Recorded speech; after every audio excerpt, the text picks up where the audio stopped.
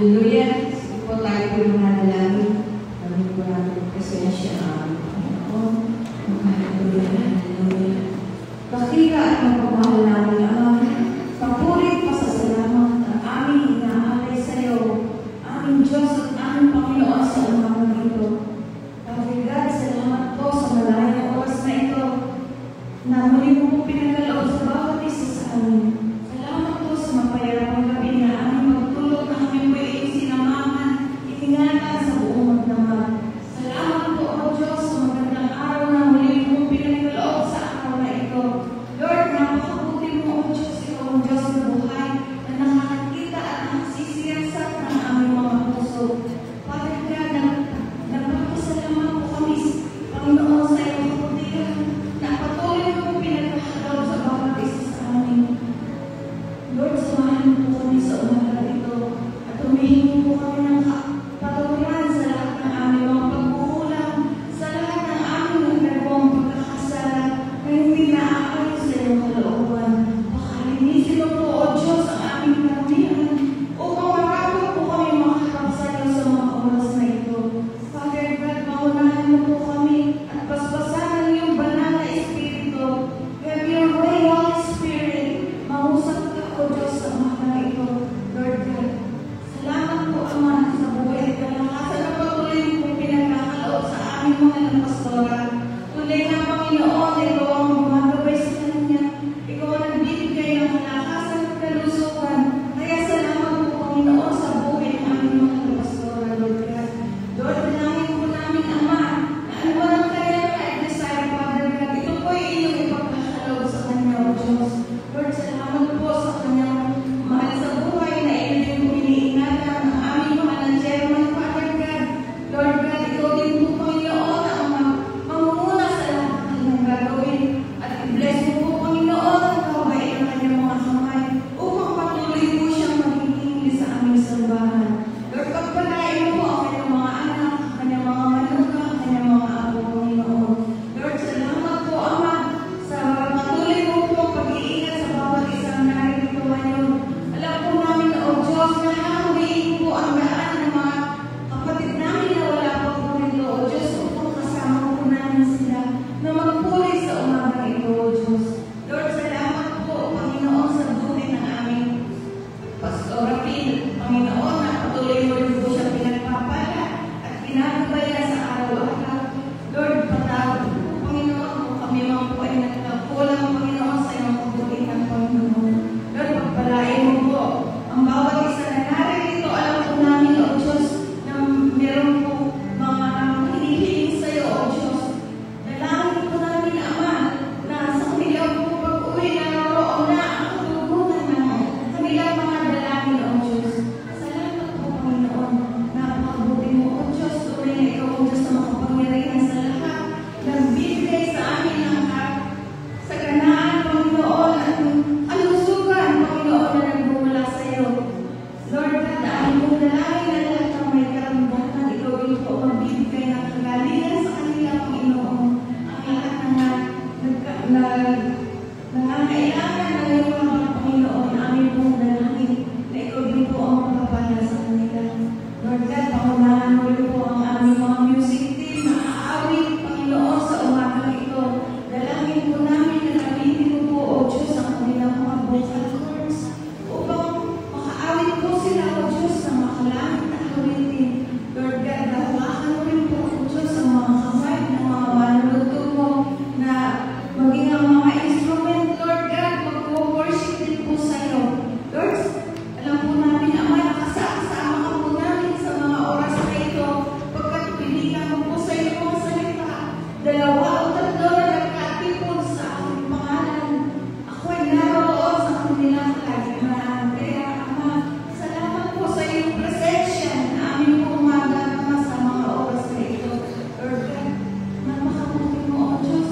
Wala akong katulad, Panginoon. Kaya wala kang kapagpurit, pasasalamat lamang ang aming pinabalik sa iyo. Lord God, ang Diyos na buhay, ang Diyos na nakakakita, Panginoon, na lahat ng aming mga pangangailangan, O Diyos. We give you praise, O God. We give you glory. And we love you, Lord Jesus. In Jesus' Amen. Good morning po. Special po kayo, Lord. Ganda po ng parang mga church. Itong linggo, buong linggo po, bumabagyo, umuulan po. Kaya ngayon po, di po inayaan ni Lord na bumagyo para sa ito, makayaman.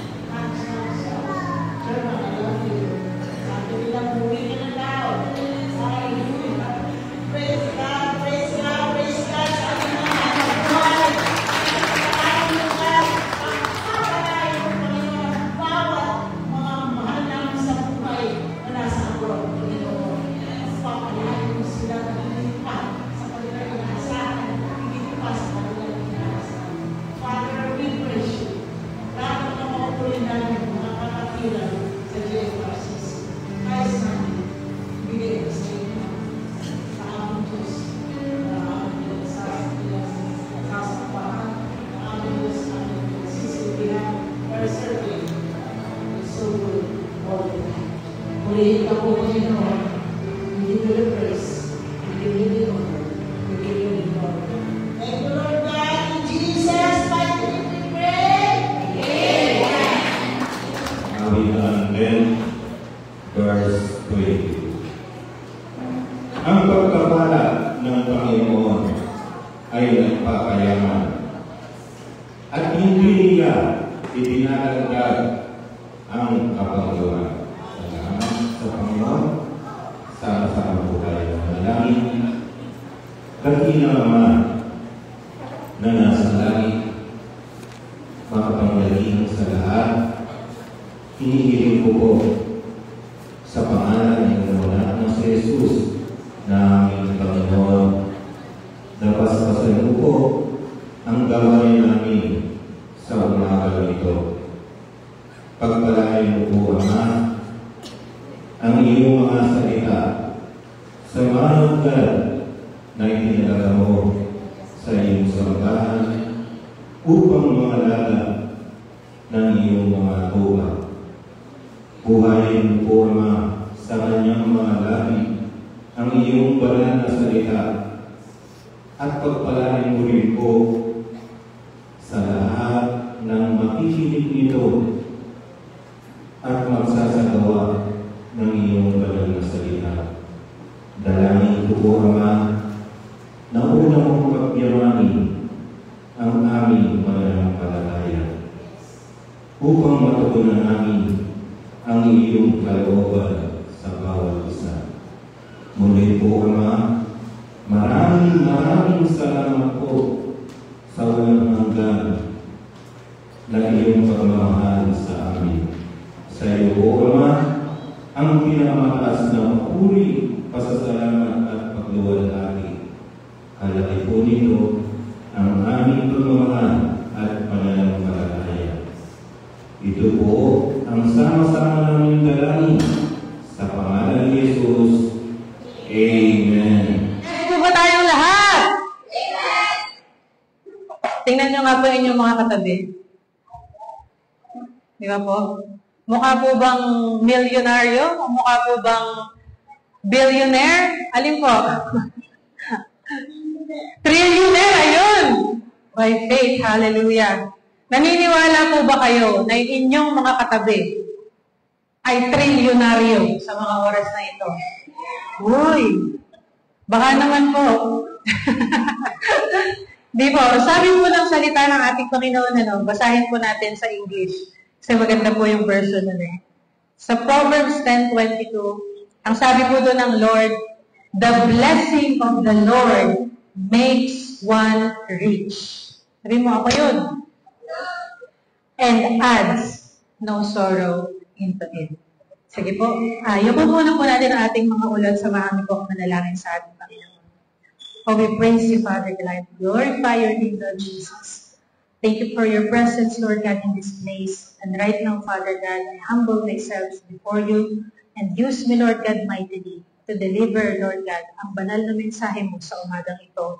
And Father God, let your Holy Spirit teach us the word, Lord God, na anuman po ang aming salita na aming mapapakinggan, Lord God, we will have faith in it, Lord God, and we will put it into action by your grace and by your mercy. Maraming salamat po, Father God, for the blessing, the power, and the anointing na patuloy mong inubuhos sa congregation ng JFRCC.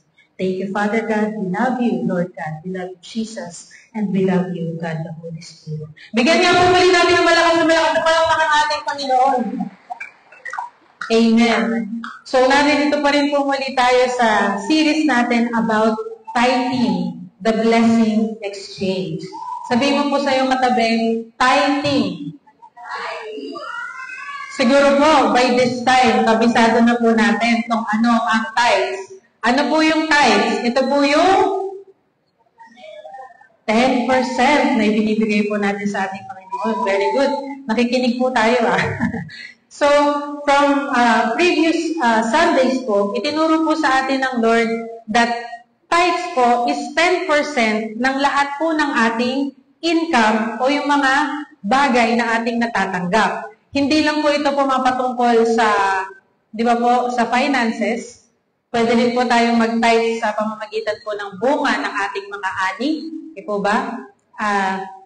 Tithings din po yun. Basta po lahat ng ating natatanggap. Natutunan din po natin kung papaano yung tithing po natin ang nakapagdadala ng mga blessings o mga pagpapala po sa ating buhay. At higit po sa lahat, natutunan din po natin na yung ating pong hahandog ng ating tithes, ang ating pagbibigay ng tithes, kailangan may kapartner na declaration. Dahil pagka ang tithes po natin, kumbaga, magiging kompleto po yan kung meron po tayong kasama declaration. Sabi mo po sa iyong katabi, declaration. Ayan. So, kung babasahin po natin sa Malakias 3, chapter 3, verses 6 to 12, makikita po natin doon na ito po talaga yung nilahad po ng Lord sa atin, ang principle about tithing. Di ba po, ang sabi ng Lord, sabi po dito, in verse 6, I, the Lord, do not change. So you, the descendants of Jacob, are not destroyed. Ever since the time that your ancestors have turned away from my decrees and have not kept them, return to me and I will return to you, says the Lord Almighty. And then nagtanong po yung mga tao, paano po kami babalik sa iyo? Will a mere mortal rob God? Yet you rob me. But you ask, paano daw po natin ninanakawan ang ating Panginoon in our tithes and offering? And in verse 10 po, the Lord says, bring the whole tithe into the storehouse. Sabi mo po sa iyong katabi, dalhin ng buo-buo. Dalhin. Ibig sabihin po, walang labis, walang kulang. Sabi, whole, 100%. That there may be food in my house. At ito po ang maganda sa ating Panginoon. Ito lang po yung kaisa-isang makikita po nating verse in the Bible where the Lord says, test me in this. Sabi po ng Lord, subukin mo ako sa bagay na ito. At siguro po, kabisado na natin ito, no? Kung hindi ko buksan ang durong awan ng langit at ibuhos ang masaganang pagpapala. Maganda po yung sa English eh. Sabi dito, test me in this, says the Lord Almighty, and see if I will not throw open the floodgates of heaven and pour out so much blessing that there will be not enough room to store it. Ibig sabihin po, yung blessing, yung mga pagpapala na ipagkakaloob po sa atin ng ating Panginoon, pag nasunod po natin itong principles of tithing ng ating Lord, wala pong mapaglagyan. Ako, walang sukat paglagyan, nag-overflow na pagpapala sa ating buhay. Hindi lang po sa finances, kung hindi sa lahat ng areas ng ating buhay, i-overflow po tayo ng ating Panginoon. Hallelujah! Excited po ba tayo mag-overflow?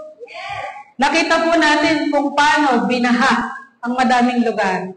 And tayo po ay receive pa tayo sa ating pong mga kapwa Pilipino na nasalanta ng baha. And we pray for them that God will comfort them and will provide their needs.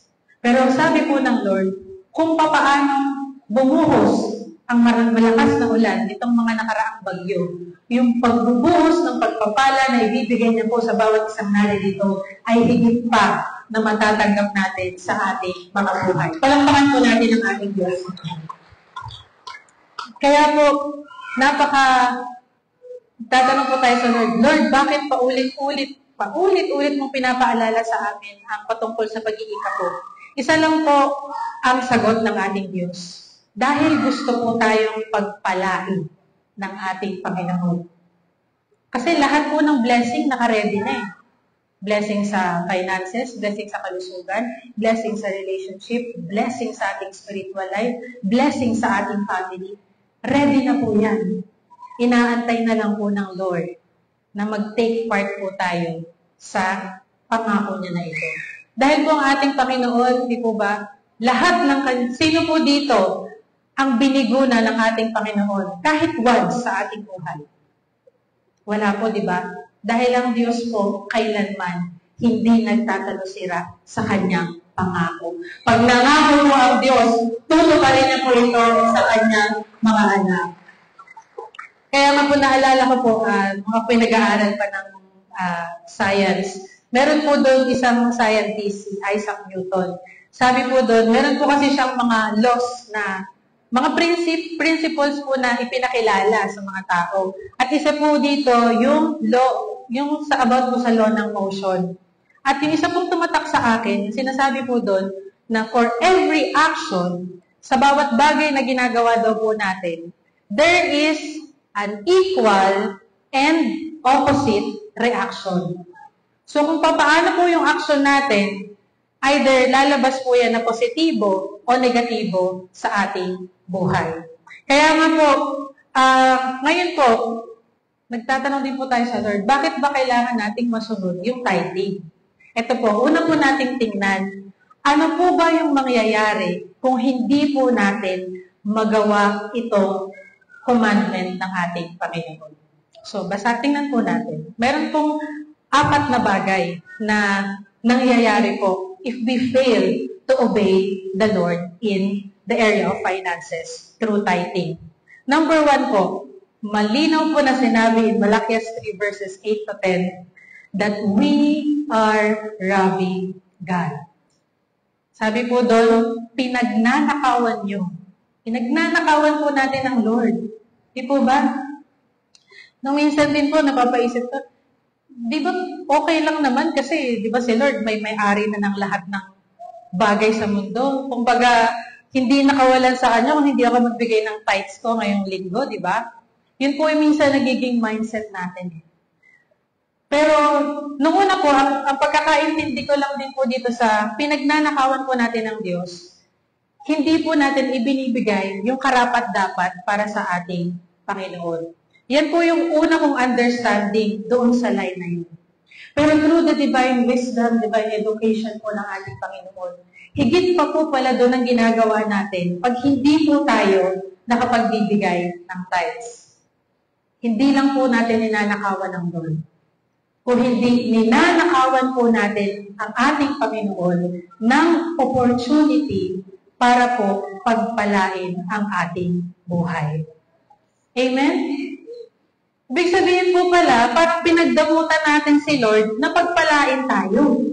Kasi nais po ng Panginoon na i-bless tayo sa lahat ng areas ng ating buhay. At paano po tayo mabibless? By honoring God through our finances. Unang-una pong itinuro sa atin is yung tithing. So kung hindi po tayo nakasusunod sa ating pagtitithes ng tama at faithfully sa ating Lord, inaagawan po natin ang Lord ng pagkakataon, ng chance, na i-promote ka sa trabaho mo, na ipasok ka sa isang magandang eskwelahan, na bigyan ka ng isang trabaho na malaki ang sahod, na makapagbukas ka ng business. Inalis po pala natin yung chance na yun para sa ating Panginoon na tayo ay pagpalain. So, nung nakita ko po ito, hindi pala ang Lord lang ang pinagnanakawan ko. Kumbaga, pati sarili ko, pati yung family ko, inalisan ko ng pagkakataon para pagpalain. Tingnan nyo nga po inyong mga family members, family in Christ, di ba? Pag nanakawan nyo po ba ng chance na pagpalain niya katabi nyo? Po ba? Dapat magiging trilyonaryo na, pero dahil sa naging millionaire. Po ba? Pag po natin pagnakawan ng Lord ng chance na pagpalain tayo. Sino po dito ang sawa na mabuhay ng sapat-sapat lang? Ay, may nagtaas na kamay. Ay, may nagtaas pa ng kamay. Iba po, okay lang. Ako po, di pa rin ako satisfied. Every time po that I pray to the Lord, say ko, Lord, di pa to enough. I want na i-bless mo po ako, Lord, para mag-glorify ang pangalan mo in the area of finances. More than enough. Overflowing. Sabi po, there will be not enough room para sa mga pagpapala na ibibigay ng Lord sa bawat isang hari mo. Kaya po pag tinanong tayo, di ba, masakit po itong tanong na to eh. Magnanakaw ka ba? So, hindi po. Nagtatites ka ba? Eh, sa mga hindi po nagtatites, di ba po? Sorry, pero it hurts, but yan po ang katotohanan, and the truth shall set us free. So kung ayaw po natin na tayo maging magnanakaw, ba? Sundin po natin ang ating Panginoon. At Palagi pong paalala sa atin ng Lord, pag nagtuturo po tayo about finances, hindi po ito dahil kailangan ng pastora ng pera. Dahil kung tutuusin po, sobrang blessed po ng ating mahal na pastora. Ito ba? Kita nyo naman po, hindi halata na 75. Parang ilang taon lang po? 50! Ba? Praise God. Totoo daw po, di po halata. Mas mabilis pa nga po sa ating tumakbo si pastor. Kung makikipagtakbuhan po tayo, glory to God po. Kaya po, wag po nating hayaan na maalis ang pagkakataon ng Lord na pagpalain po tayo in the area of our finances. Pangalawa po, pag hindi po tayo nakasunod sa principle na ito, we become under curse. Nasa ilalim po tayo ng sumpa. Napaka-clear po na sinasabi ng ating Lord in Malachi chapter 3 verse 9. Yun po, sabi, you are under curse. Hindi lang po ikaw, your whole nation, because you are robbing me. Wala po siguro sa atin dito na nais na mapasa ilalim sa curse. Ito po ba? Ano po ba yung sinasabing curse na to? Ito po yung, ang poverty po, ang kahirapan, it is a curse. Pag tayo po ay lagi-lagi na lang may sakit at karamdaman, laging masakit ang kung ano-ano sa ating katawan. Di ba po? We are under curse. So kung nais po natin na makawala sa kahirapan, nais po natin makawala sa mga sakit at karamdaman na mayroon po tayo. Po ba? Honor our God and obey His commandments. Diba po? Medyo mabigat po yan, we are under curse. Para ma-break po yung curse na yun, simple lang po ang gagawin natin. 10% lang. Di ba? 90% tinitira po ng Lord sa atin. 10% lang ang hinihingi. Di ba? At hindi lang po 90% ang ititira ng Lord sa atin. Dahil pag inalis po natin, in-honor natin ng Lord sa 10%, yung 90% na natitira, pag nakita po ng Lord na tapat ka at faithful ka sa iyong pagtatides, pag-iikapog, at pagbibigay sa Kanya, bukal sa iyong puso, yung 90% po na yun, hindi po pababayaan ng Diyos na magkulang ka kahit piso sa lahat ng iyong pangangailangan.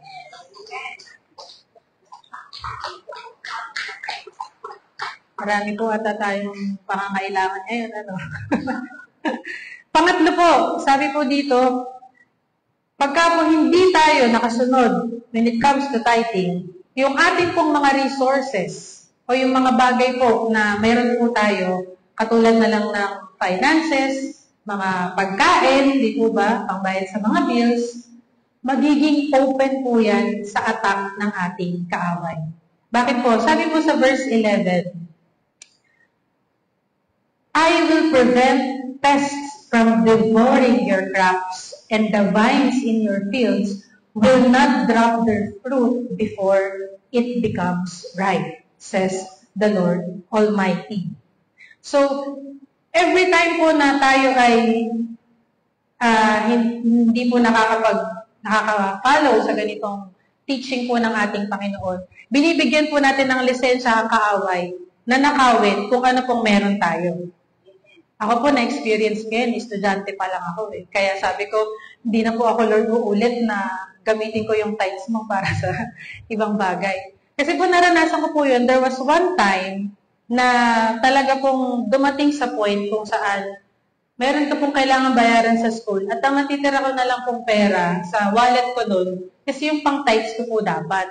So, dati po, nung hindi pa ako masyadong nakakaunawa po sa teaching na ito ng ating Panginoon, sabi ko, Lord, gamitin ko muna po babalik ko na lang sa susunod.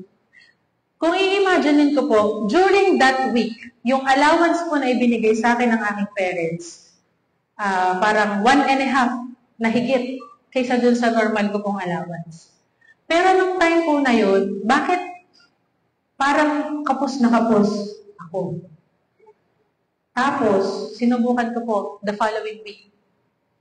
Kung tutuusin po, the following week na yun, mas konti yung ibinigay sa akin na allowance.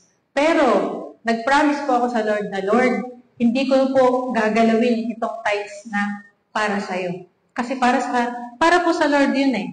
Sabi ko, Lord, di ko ito gagalawin. Kahit wala na akong panggastos, ikaw na po bahala. So, di ko po siya ginalaw. Pero nagtaka po ako sa Lord, sa tingin mo, konti lang yung pera na hawak mo. Pero in-honor mo ang Lord sa tithing. Hindi po niya ako pinabayaan that time. Hindi po ako nagkulang, may mga bayarin, pero provide po ng Lord. Nakakakain ka ng maayos araw-araw. At nakaka-bonding mo ka, nakakain ka pa sa labas kasama ng mga kaibigan mo. Kaya sabi ko, Lord, yun pala ang power pagka in-honor mo ang Lord sa tithes. At hindi mo talaga ginalaw yung para sa ating Panginoon. Iingatan mo ang tithes mo na 10%, ang Lord, iingatan din ang 90% na natitira sa iyo. Ano ba? Tataka ka eh. Tapos naranasan ko din po yan recently. Sabi ko, Lord, ito na lang po talaga yung pera ko. Pero hindi ko po talaga ito gagalawin. Kasi para sa iyo to. At na-amaze po ako sa ating Panginoon dahil God really provide the needs of His people. Sabi ko, Lord, tunay ang iyong mga salita na pagka in-honor ka namin in our tithings, you will protect kung ano man pong meron kami sa ating buhay. Palakpakan po natin ang ating Diyos. At pang-apat po, when we fail to give our tithes to the Lord, sabi po dito, nagkakaroon po tayo ng lack of blessing. Ito po, blessing and blessings through our divine education din po. Noon ko lang din po ito naunawaan. Ang blessing po pala at ang blessings, yung blessing na walang S at yung blessing na may S, magkaiba po pala yan. Kasi po sabi po dun sa word na binasa kanina, the blessing of the Lord, wala pong S, make one rich, adding no sorrow to it. Tataka ka, ano kayong blessing yun? Pera ba yun? Bahay? Lupa? Pero sabi po ng Lord, the blessing na tinutukoy po niya in that particular word ay hindi po patungkol sa material na bagay. Pumapatungkol po ito sa power, sa anointing na mayroon po tayo para magkaroon po tayo ng financial freedom. Diba po? Naunawaan po natin? Iba po ang blessing at yung blessings. Yung blessings na may S, yan po yung ating pera, mga material na pagpapala, bahay po pa, sasakyan. Po ba? Blessings, yung ating katabi, blessings po yan, galing kay Lord. Amen po. Yung ating asawa, anak, manugang ako, blessings po yan, galing kay Lord. Pero yung blessing po, yan po ay yung nasa loob mo ngayon na may kakayanan na palabasin, na mag-manifest yung dinideclare natin kanina na hindi lang tayo milyonaryo, hindi lang tayo bilyonaryo, o hindi lahat po tayong narito ay trilyonaryo sa ating Panginoon. Yun po yun.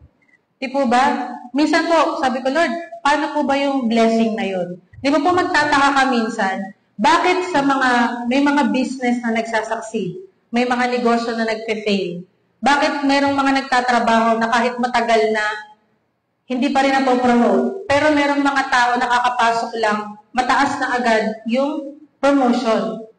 Pinakita po ng Lord, because yung anointing na nasa Kanya for financial blessing, for supernatural favor in the area of finances, ay na-unlock niya or napagana niya. Di po ba? Yun po yun eh. Yung blessing ng Lord, yan po yung nagbibigay sa atin ng empowerment, ng lakas, ng kapangyarihan, para po yung mga bagay na hindi po natin inaasahan ay mapapangyari ng Lord sa ating buhay.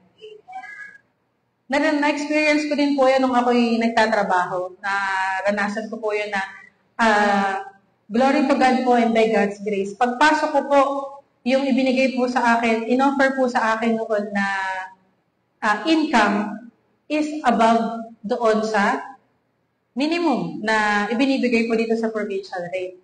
And glory to God po dahil sabi ko, Lord, favor mo po ito. Hindi ka na nagdaan sa mahirap na process. Kung hindi, diretso ka na sa boss, kailan ka pa pwede mag-umpisa, start ka na. Ganun po yung ng Lord. At nakakatuwa din po ang ating Panginoon dahil nung time po na nagtatrabaho din po ako, hindi ko rin po hinayaan na mag-fail po ako when it comes to tithing. At nakita ko po yung results nun. Kasi meron po ako mga kasabay na dapat po within 6 months, i-assess ka na nila kung pwede ka ng irregular or hindi pa. So yung iba ko pong mga kasama, tuloy sila. Nare-regular pero the same salary. Pero ang favor po ng ating Panginoon sa ating buhay, tuloy po tayo sa trabaho at that time after 6 months at hindi lang po yun, nag-offer po ang aming boss at during that time ng better position and a higher salary. Bakit po? Sabi ko, Lord, bakit ganon? Mas matagal na match po yung experience nila sa course kaysa sa akin. Pero ang favor po ng Lord, pinakita na nasa kanyang mga anak.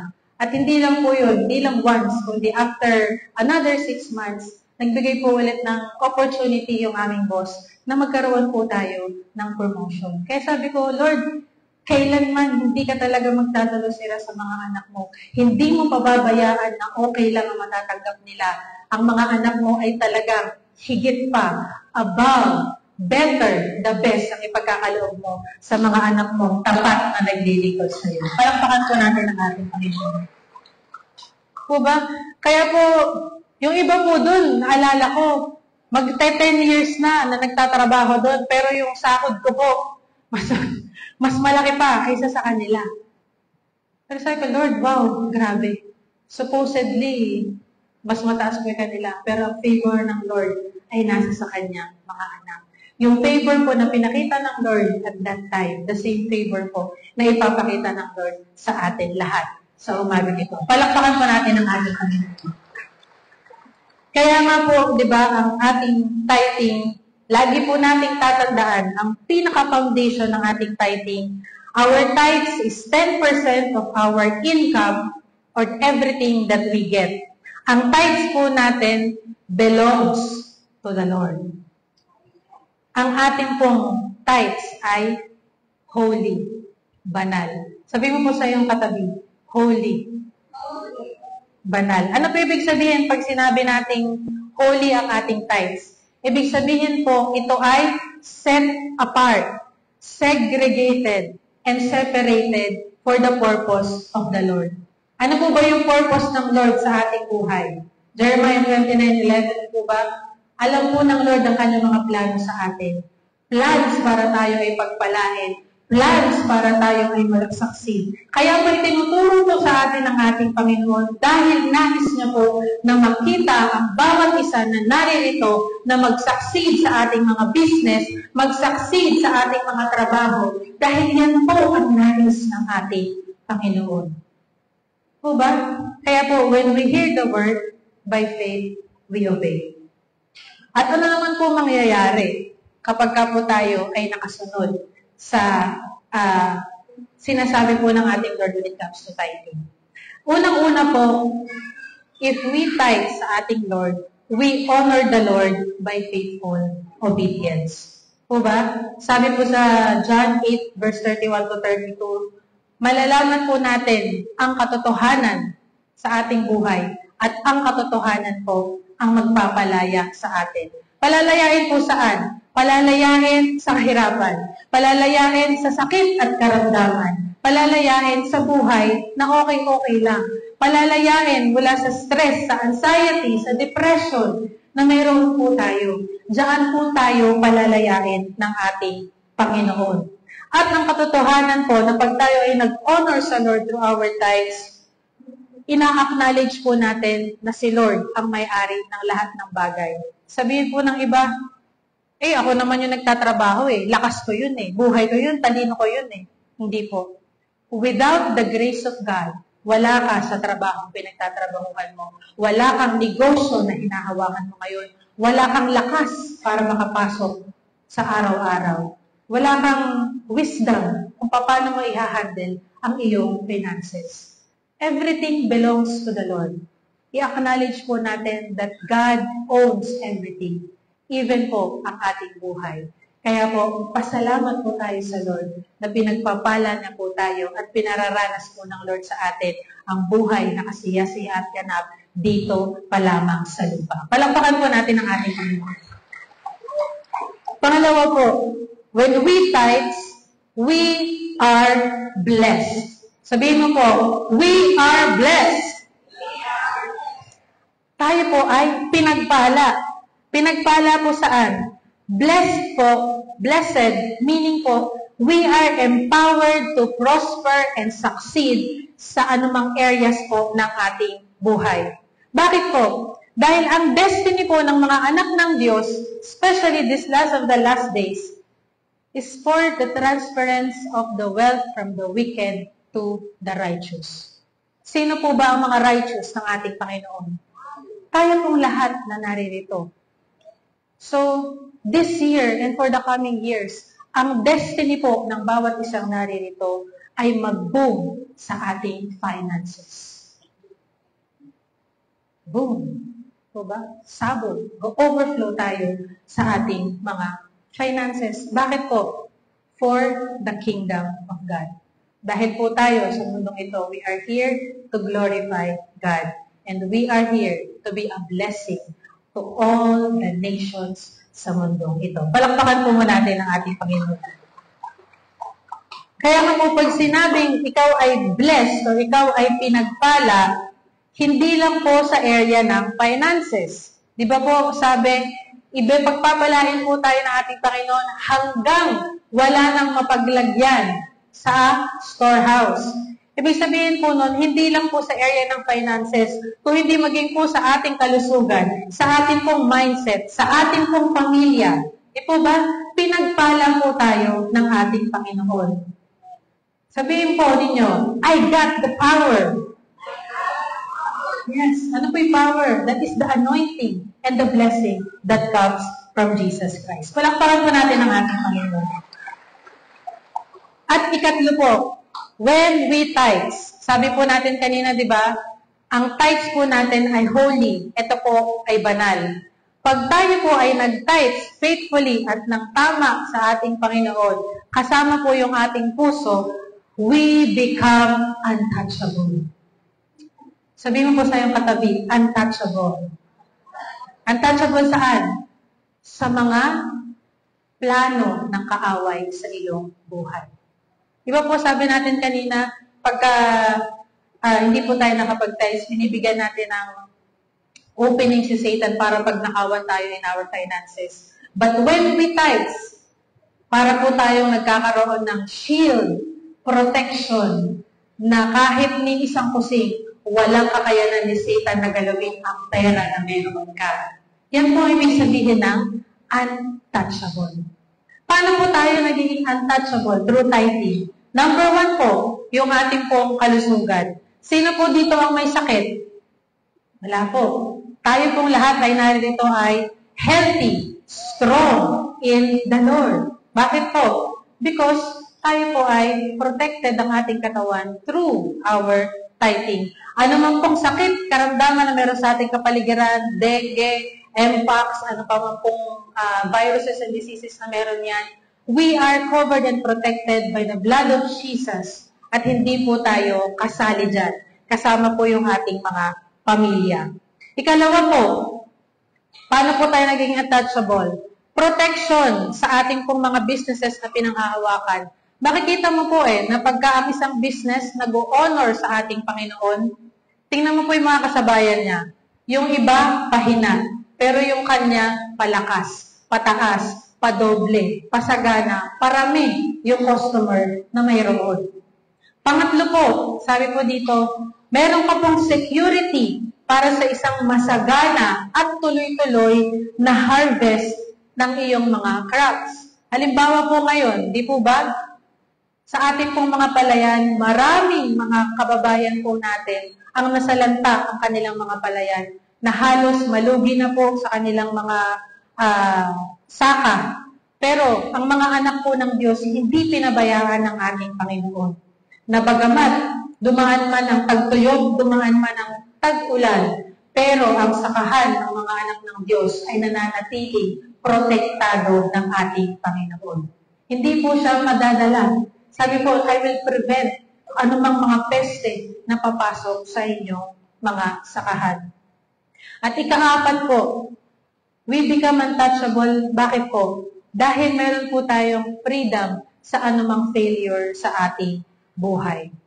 Tandaan po natin na sa ating pong life, ang destiny po ng Lord para sa atin is for us to prosper, for us to be blessed, for us to be healthy, for us to be wealthy.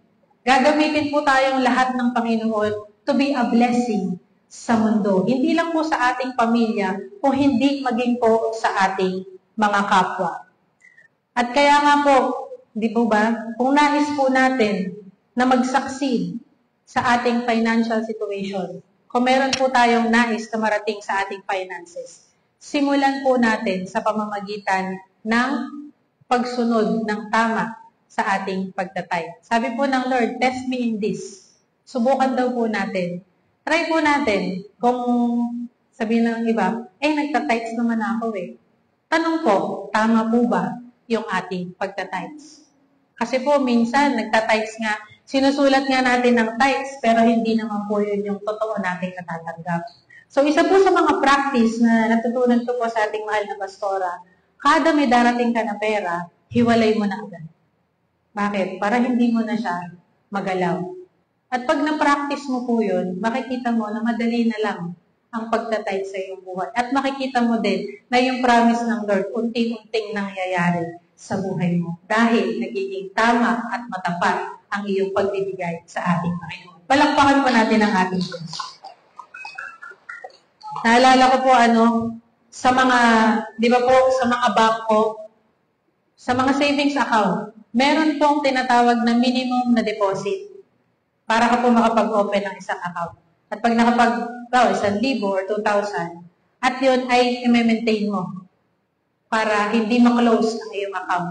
So the same thing po, yung ating pong tithes, that is 10%, we must maintain. Pagpatuloy po natin, manatili po tayong tapat. Dahil sa mundo po ngayon, napakaraming available na investment. Meron pong mga foreign exchange, may mga stocks, o ano-ano pong investment ang lumalabas. Pero ang the best na investment po na ating magagawa ay mag-invest po tayo sa storehouse, sa kingdom ng ating Panginoon. Amen po? Po ba? Sa mundo po ang investment, either malulugi ka or kikita ka. Sa Lord po, pag nag-invest ka, walang kalugihan kailanman. At pag po tayo ay nag-invest sa ating Panginoon, sa mundo, ang percent ng savings sa isang taon, minsan alapang 1%. Tapos yung time deposit po ngayon, tinaasan pa yung tax po, di ba? Naging 20%. So ba? Pero pag sa Lord po tayo nag-invest, sa Lord po tayo nag-save, sa Lord po tayo nag-time deposit, yung interest na ibibigay mo, hindi lang 1%. Sabi ng Lord, 30, 60, 90, 100, and even 1,000 folds return ang ipagbabalik ng Lord sa inyo. Kung bibilangin po natin yun, 30 folds pa lang po ng pagpapalang ibinigay natin, ng blessing na ibinigay natin sa Lord, more than a trillionaire ka na sa mundong ito. Amen? Kaya po yung piso, kada piso na ibinibigay po natin sa ating napaka-blessed na baul na ibinigay sa atin ng Lord, hindi lang trilyonaryo ang ibibigay ng Lord sa iyo. Nag-uumapaw na pagpapala ang ipagkakaloob po ng Lord sa ating buhay. Tandaan po natin na ang ating tithing, hindi lang po ito financial obligation. Ito po ay ating action sa ating pananampalataya that God is our Jehovah Jireh. He will provide all our needs. Kaya po, kung tayo po, di ba, kanina, we honor our God through praises and worship. Ngayon po, we are honoring God by listening intently into His words. Ready na po ba kayo mag-honor sa Lord through our finances? Hindi pa po ata ready, iba. Di po ba? Excited na po ba kayo i-honor si Lord sa inyong finances? Dapat po, di ba, every time na tayo po ay mag-giving time, andun yung ating excitement, andun yung energy na mapapalundag ka pa na, Lord, ito na ang tithes ko na para sa iyo. Kaya po mamaya, pag tayo po ay nag-giving time, as we give our tithes with our heart, believe in our hearts, and declare with our mouth, ano man po ang nais natin hilingin. Dahil yan po ang sabi ng Lord, test me in this. At gagawin po ng Lord ang kanyang part. Palakpakan po natin ang ating Panginoon. Kaya po, nung mga nakaraang linggo, hindi po tayo excited na mag-tithes. Dapat yung energy po natin mamaya, pag nag-giving time, daig pa po pag may paayuda, si Mayor, si Kapitan, si Governor. Di po ba? Bakit? Kasi si Lord po yung ating bibigyan. Pag kay Lord po, sigurado po tayo. At kailanman, hindi po tayo bibiguin ng ating Diyos Ama na nasa langit. Palakpakan po muna natin ang ating Panginoon. Kaya po ngayon, as we end the word of the teaching of our Lord about tithing, ihanda po natin ang ating mga puso sa ating pagbibigay sa ating Panginoon. That as we give, expect na yung pagpapala na inaantay mo na matagal ng panahon, naghihintay na sa tahanan mo para tanggapin mo sa araw na ito. Palakpakan po natin ang ating Panginoon at God bless po sa ating lahat. Magandang umaga po. Thank you, Lord Jesus. Hallelujah, Father God. Let us pray po. Let us bow our heads and continue to feel the presence of our God. Father God, we thank you for your word. We thank you for your presence. We thank you for the love. And we thank you, Father God, for the truth na patuloy mong itinuturo sa amin. Right now, Father God, we ask for your grace. And we ask, Lord God, by faith, na bigyan mo po ang aming mga puso, that faith and confidence and trust, Lord God, that whatever word that we hear from you, we will put them into action. And Father God, right now, as we prepare our hearts to obey your word, Lord God, about giving ang ating mga pag-iika po, mga handog sa araw na ito, dalangin po namin, Ama. And we declare that in the name of Jesus, that as we give, Lord God, it shall be given back to each and everyone, good measure, pressed down, shaken together, and running over will come into the bosom sa bawat isang narinig sa umagang ito. Thank you, Father God, dahil grace mo lamang po na kami nakakapag-honor sa iyo through our finances. Thank you, Father God, for our life, for our strength, for our health, and for the blessings that we continue to receive sa aming mga buhay. We give you back all the glory, Lord God. We love you, God the Father. We love you, Jesus, God the Son. And we love you, God the Holy Spirit. This we ask and pray in Jesus' mighty name we pray. Amen. Amen. Na-bless po ba tayo na? Amen. Maganda po yung turo ng ating mahal na Pasko natin. Maraming po salamat sa buhay na pag-uwisan din natin. Ano po, yung po pagkatay po kasi, ito po, nakakuha ko na sa ibang churches, hindi po tinuturo ng tithing. Yes. Kasi po, marami po kasi mga Kristiyano ang naging struggle pagdating sa tithes po. True. Sige po, ngayon po, pupunta po tayo sa paggawain na panonood sa tithe po, testimony. Wala po kayo. Sige pa. Si Brother Maki. Thank you, Lord, magandang word po na sinigyan ko yung araw. Thank you, Lord po. Binigay po sa akin yung word ni Lord ngayon is para po sa Lucas 6 verse 38. Magbigay kayo at kayo bibigyan. Ang taral ng mabuti, siksik-ligli na tumaapaw ay bubuhos nila sa iyong handungan. Sapagkat ang panukat na iyong ginamit ay siya rin panukat na gagamitin sa inyo. Thank you, Lord po. Amen. Share ko lang po ay isang pangyayari po sa buhay ko ng aking mag-ina sa ni Tita Pele ko.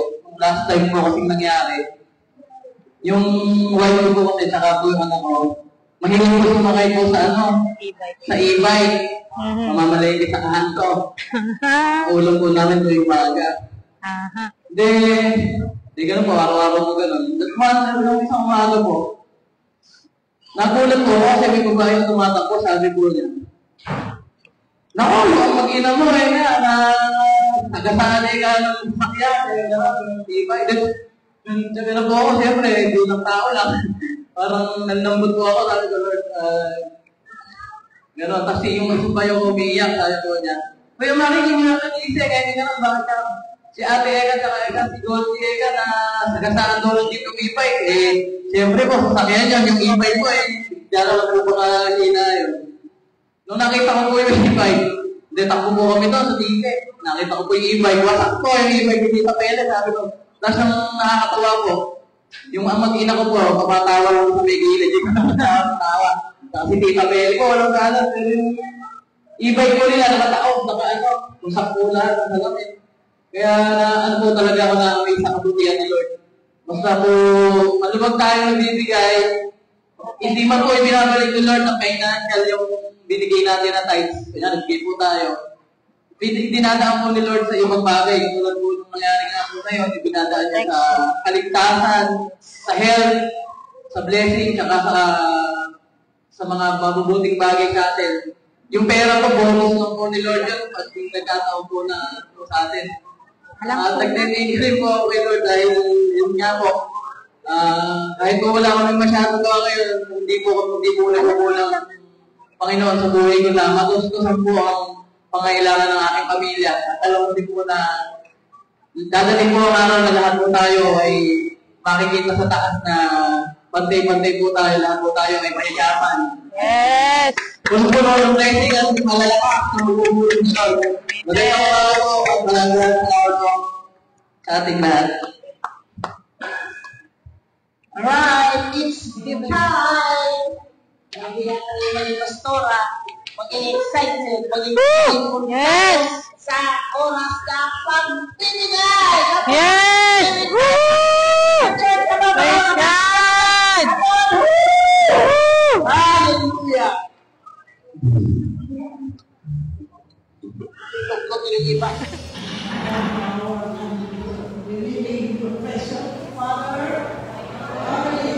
By putting Him first in our finances, giving the time brings. Thank you that you supply all our needs according to your riches and glory. Christ Jesus. You are bringing to the grace. You are opening the windows of heaven and pouring me out of blessings until it overflows. I call my house and all my property paid for in full. I believe I receive praises and bonuses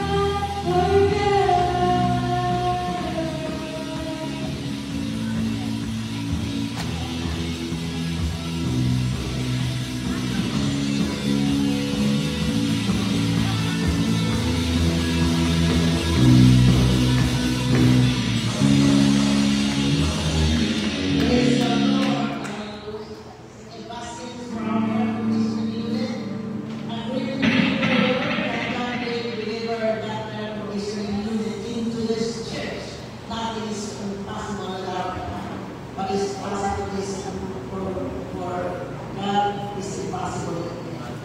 Hallelujah. Praise God. Hallelujah. Sing and dance for our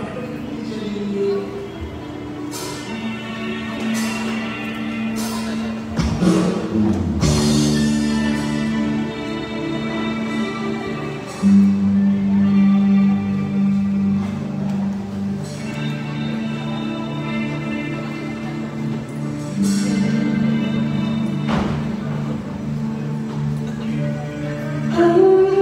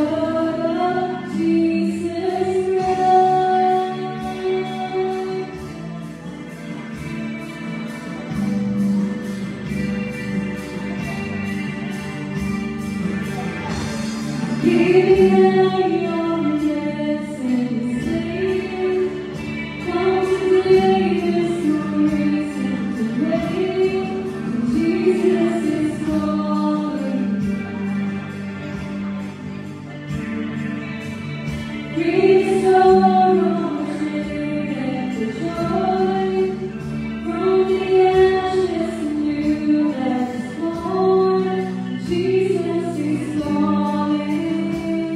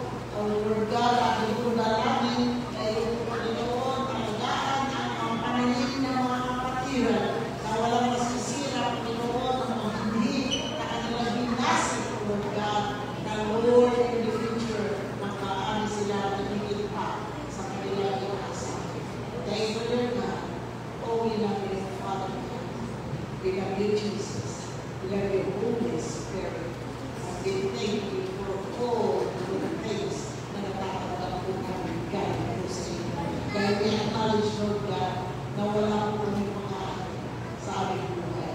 Everything is yours, God. Even ang aming hininga sa mundo dito, Panginoon, is yours. So we give you praise. Pagkakatahan na ibang sa iyo kung ano ang iyong pang-aaral, Panginoon, the 10% of our lives. So we give you praise, Father God. We give you glory, we give you honor. Jesus, mighty name we pray. Amen.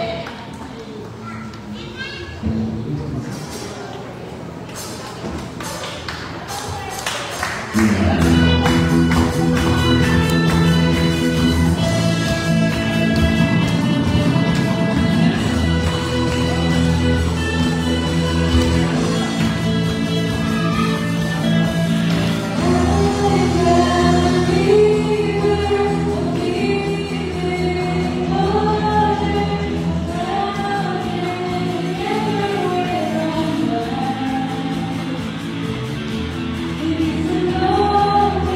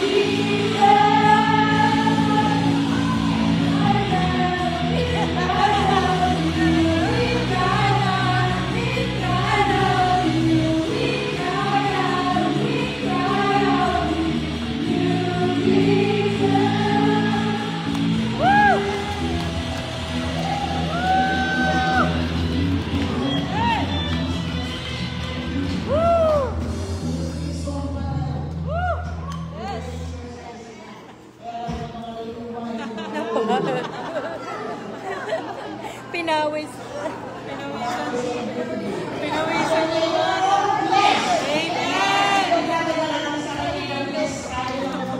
Napagod. Why? Because we have to work to read the word of God and we will listen. Mababago ang inyong mga estado sa inyong mga buhay. There is so much less na nakarating namin sa ito, mga magkakaroon kanina. Kasi araw, ito sa mga declaration, si God was faithful in His word, sa our declaration, dito po ang love. Pablo, sinasabi nila, Singer number 4, tao lang ang nagsabi. Kaya iba naman ang sinabi na God, believe in Jesus.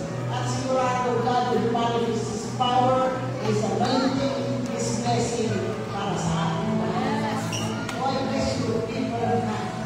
The precious sheep of God.